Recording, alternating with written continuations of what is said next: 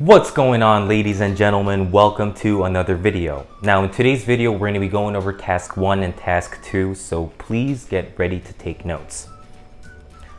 Now let's read the question together. Task 1. Describe a change in your school that was initially considered by students as negative, but later proved to be positive. Now this is a pretty interesting question, but even though it's quite intriguing, it's probably something that we've never thought about. Now for this question, I'm going to say that for my beginning sentence. Out of all the changes in my school that were initially considered negative, or initially considered by students as negative, I can say with the utmost confidence that the dress code later proved to be positive. Now, I want you guys to compare the beginning sentence and the question. There are a lot of similarities, right? That's what you should do. Please utilize both the task 1 and task 2 questions to your advantage when you're organizing the beginning sentence, okay? Because you should be able to paraphrase or even copy most of the questions that you're given. Understand? Don't forget this piece of advice. All right, now that we have organized the beginning sentence, let's move on to the 2 reasons. Now for the first reason, I'm going to say this rule was really annoying to students in the beginning. That's the first reason. Now for the second reason, I'm going to say the dress code was also helpful. All right. Now, before moving on to the second reason for this response, instead of saying on top of this, I'm going to say on the other hand. And that's because the first reason is talking about something negative, whereas the second reason is talking about something positive. So they're opposing ideas, which is why you need to say something like, however, on the other hand, in contrast, or on the contrary. Understand?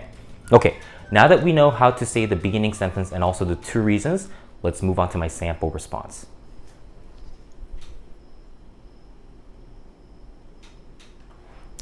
Out of all the changes in my school that were initially considered by students as negative, I can say with the utmost confidence that the dress code later proved to be positive. First of all, thanks to the experiences I've had, I realized that this rule was very annoying to students in the beginning. I believe this to be true, mainly due to the fact that students no longer had the freedom to wear whatever they wanted to school because of this new policy. On the other hand, the dress code ended up being really helpful to students. In my perspective, this remains true to me since it allowed people to save a lot of time in the morning and even get used to wearing formal clothes. Okay, now, despite the fact that I had about 6 or 5 seconds left after my second detail ended for this response, I'm gonna omit the ending statement. Why? Because it's gonna take me this long to say the ending sentence comfortably. So watch. Therefore, the dress code later proved to be positive, but it was initially considered by students as negative for these reasons. So as you can see, that's almost 10 seconds, all right? So what I'm saying is, as you're seeing your response for the task 1 and task 2 speaking question, you should always be thinking to yourself how long or short the ending sentence is going to be. If it's going to be pretty extensive, you shouldn't say the ending sentence even if you have 5 or 6 seconds left. Whereas if the ending sentence is pretty short, even if you have about 4 or maybe even 3 seconds left, say it.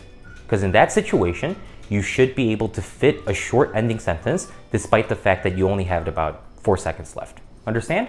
So what I'm saying is, what you do for every speaking question, every TOEFL speaking question is going to differ case by case. It's not always going to be the same. The sentences that you say can always be the same, but how you continue speaking in the middle of your response and how you wrap things up are going to be different depending on the situation that you're in. Understand? Okay, now let's move on to task 2. All right. Task 2. Do you agree or disagree? It is easier to teach elementary school kids than college students. Now, I'm going to disagree with this sentence. So my opinion is that it's easier to teach college students than it is to teach young kids. So that's my beginning sentence. In my eyes, the statement that it is easier to teach elementary school kids than college students doesn't ring true to me. Now that's because we disagreed. If you agreed, you would have said rings true to me. So the beginning sentence for all task 2, do you agree or disagree questions are really, really simple. Now, this is what I'm going to say for the first reason. I'm not going to say something is beneficial and something can be detrimental for this response because it doesn't work. You understand? So doing something cannot be good and doing something cannot be bad for this question. All right? Now, for the first reason, I'm going to say teaching young kids can be challenging. That's my first reason. And for the second reason, I'm going to say teaching college students is quite simple. All right?